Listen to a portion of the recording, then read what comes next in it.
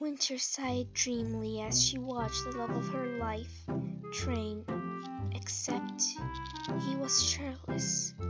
Sweat formed on his skin as his muscles stretched and flexed, as well as a few pants escaping those lips she craved. She wanted to get a closer look, but she wasn't allowed outside the co-palace, since she was sick. But who in the world would believe the adventurous and stubborn Winter would sit still? This is exactly why there are 2 guards outside her bedroom door. Winter started looking around her bedroom for a way out. She wasn't going to use the cliche climbing out the window using a curtain. Now is she? She always knew how to surprise people, which is one of the many reasons why the prince took a liking to her. She started thinking of a way that was uncalled for to get out. Then she snapped her fingers as a light bulb illuminated above her head. She ran back to the window. "Hey!" she yelled at Hakuryu. Waving, he smiled at her adorable attempt to get his attention, and turned to look at her with eyes clouded with love. That was until Winter decided to climb onto the window, then throwing herself off, causing Hakuryu's eyes to almost bulge out of their sockets as his legs sprinted at full speed, and he caught the falling soon-to-be empress just in time, emitting a giggle out of her. "What were you thinking?" Hakuryu yelled in anger and worry. Did the fever hit her brain that hard? "About you, what else?" was the only reply he earned, followed by a giggle. He sighed in frustration as he carefully set her down. "You know you're not allowed here. You're sick." "But I wanted to watch you train," Winter replied, whining with puppy eyes. He sighed yet again, pinching the bridge of his nose. "Fine, but stay in the shade." "Yay!"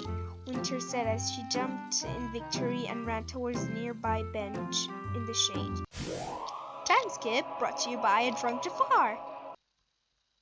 Winter didn't feel all that well. Everything around her was swaying right and left, morphing into shapes at times. That was until her vision became pitch black as she fell onto the ground. Hakuryu didn't fail to notice the light thud behind him, as he turned and ran over to his lover's aid. Another time skip brought to you by Sinbad flirting with the elders. Winter opened her eyes, realizing that she was in her bedroom. She shot up in her bed to see that Hakuryu was sitting beside her. As he took deep breaths inside her lungs that felt hollow. "Hey, Mei told me to give you these when you wake up," Hakuryu said as he handed her some neatly folded fresh clothes. Was all that Winter could say, failing to extend her arms, since the high fever was weakening her fragile bones. Are you okay?" Hakuryu asked, though he mentally slapped himself. "Does she even look okay? No, why ask?" He helped her sit up properly. "Do you need help?" he asked as pink dusted both of their cheeks. I suppose I won't mind." He helped her up as he held the blanket in his hand, then he wrapped it around her. She was confused for a mere second, before she understood what he was doing. Slowly from underneath the blanket, she undid many ribbons of her kimono, then slowly slid it off of her smooth chocolate skin.